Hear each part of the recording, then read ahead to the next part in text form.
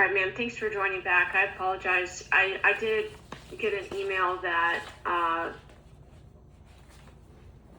Mr. Owens had logged into the Zoom around 4:30, and I did double check the notice, and I know I said 4 o'clock and the Zoom link said 4 o'clock, but my notice of hearing did say 4:30. So Okay. we were in the hearing for maybe 12 or 13 minutes, I believe.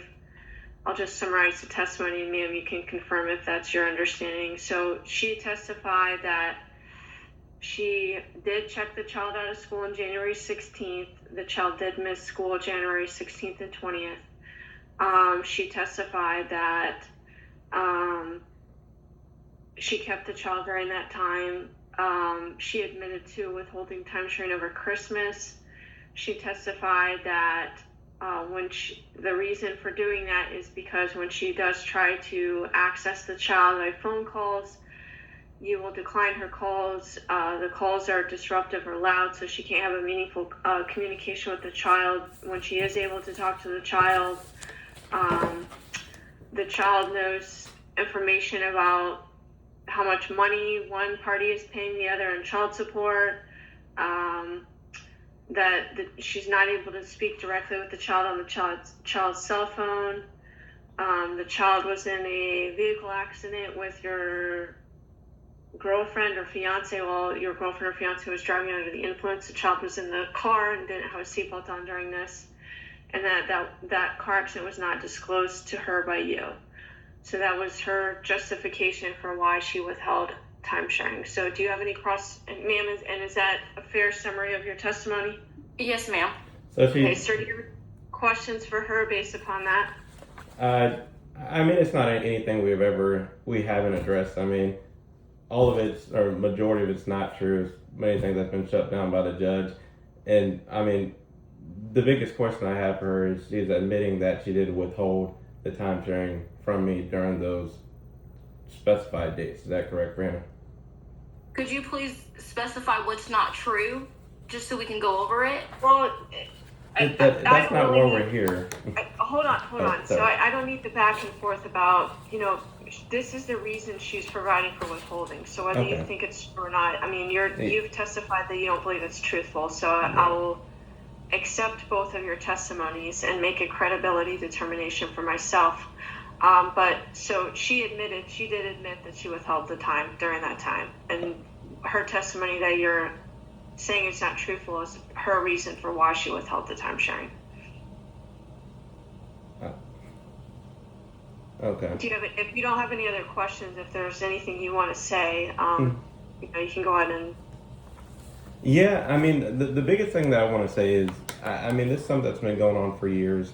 3 years now. It's something that's mentally and emotionally harming my son. I mean, he never knows where he's going to be. He never knows when he's going to be picked up. I mean, it's one of the things that it's progressively getting worse and worse and worse for Brianna. I mean, she has numerous documented hearings where she's withheld for 20 days. I just got 20 days back. She's held for 6 days. I got 6 days back. She's been multiple emergency pickup orders that have been done. And it just keeps getting worse and worse and worse to the point where in a 30-day period, she felt the need to withhold him for more than half at 16 days. I haven't had a Father's Day in the last couple of years, but I got a makeup day because of that. I've spent so much time with that. And it's just one of those things that as these makeup days follow and she gets no form of repercussion per se, it's just getting worse. We had a hearing approximately 11 days prior to when she had withheld for 10 days, and even to the point where law enforcement went out, contacted her, and explained to her, and she still did it a week later. She has no care or fear or any type of form of authority when it comes to the judge, law enforcement, or anything. I am asking for, as many times for the court's help and fixing this problem, putting an end to her constantly doing this over and over and over and over again. I mean, and it gets to the point I can't even plan trips because I don't know that my son, at many times, he can't even take his cell phone or any of his belongings to school because he's in fear. If I don't know if my mom's going to pick me up, it's going to be gone. So my biggest thing is for my child's sake, if something can be done additionally, a word terminology in the time sharing plan that the biggest thing, allows law enforcement in general to intervene. They see it, and some law enforcement does, sometimes they don't, but a lot of times they suggest, hey, get it in writing that if she withholds the child, they can intervene and help out with the assistant getting them back so he doesn't miss school. I mean, he's missed 30 days of school the last school year solely based off of her withholding him. So, and those are prior to the reason that she's stating. And then even, makeup days. Like, I mean, I never know. So I'm just asking for the court's help to help my son, have a more consistent life, and for her to just understand that there is, repercussions to what you do, and it's not just basically where she's at. She's just making her schedule. Okay, if I withhold him for these 10 days that I want, he'll get makeup days. So I'm going to keep the whole winter because that's what I want, but I don't really care about these remaining days, and that's not right. So that's what I would ask is, this is about the 8th hearing we've had in terms of her not following the time sharing order, and admittedly, or also being proven that she didn't follow it, and she's just going to do the same thing. As summer approaches, she's going to do the same thing. And I'm reasonable. As you can see, I've had more makeup time that I could have taken, and even the judge even put a provision in there that I directly get my makeup time because of how much she does it. That's not standard language. That's specifically because of what she's done. And my son in 3 years has never missed a day of school besides what she's done. Never. No, he's just been to 6 different schools, but okay. Hold on, man. Okay. So no, that's the biggest thing. Just for the sake of my son, if something the biggest thing is obviously makeup days, but that's in the court. But something clearly stating that law enforcement can intervene, and basically there's not a single solitary document in our time sharing agreement that Judge Gerald entered in on our second submitted final hearing, but requiring Brianna to go to the school and pick him up. It's even got to this point where the school is,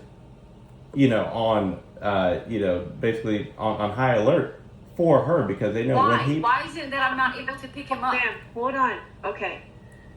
Sir, what you're asking for me to do, you're asking me to grant your motion for contempt and order that law enforcement intervene if she withholds time sharing. What legal authority do I have to order that? Are you with the case that allows me to do that? Yes, Florida Statute 787.03.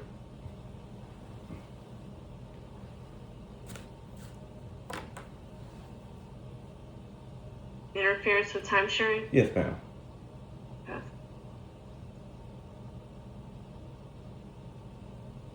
Okay. And that's just what I've been instructed. Obviously, it's a Marion County order, and my son, we reside in Flagler County, and whether it's OPD, Marion County Sheriff's Office, Flagler County Sheriff's Office, they see it, and a lot of them will intervene with that as they have in the past. But a lot of them say you get that language in there, which they have seen before. That it's clear, that if somebody intervenes with a clearly stated child order, that law enforcement can intervene and help out with that. And and with school, our meetup spot is 2 counties over in Palaca, at a 45-minute away meetup point. And there is absolutely no reason, and now there's nothing saying where she can and can't drive, but on days, there's no reason for her to even pick them up from the school. It's always with ill intent to pick them up. So even a school has been on that. If we're doing mass disruptions, missing school. So that's my biggest thing, and that's what I'm begging and asking the courts, if you guys can please help me out after years and years and years of dealing with hearings like this, and nothing happening. And like I said, it's my fear that my son, like he's going through it. He talks to me about it all the time, and it's getting worse and it's scaring me. She's never done this amount of days in this small amount of time, and it's just because she knows nothing's going to happen as it hasn't happened in the past. Okay. And that's all, Your Honor. All right. What I'm going to do is I will submit my recommended order to the judge that's assigned to this case. The judge will review my report and recommended order for legal sufficiency. And all that means is as long as I didn't make a legal error, the judge should enter an order approving my recommended order. I'm probably not going to get to it today, but I will most likely finish it on Tuesday of next week. So it'll be to the judge early next week. And then once the judge signs the order, my assistant will email it to both of you at your emails. Is there anything else either of you want to address today? No, Your Honor. No, Your Honor. All right, thank you both. That concludes the hearing. All right, thank you. Thank you.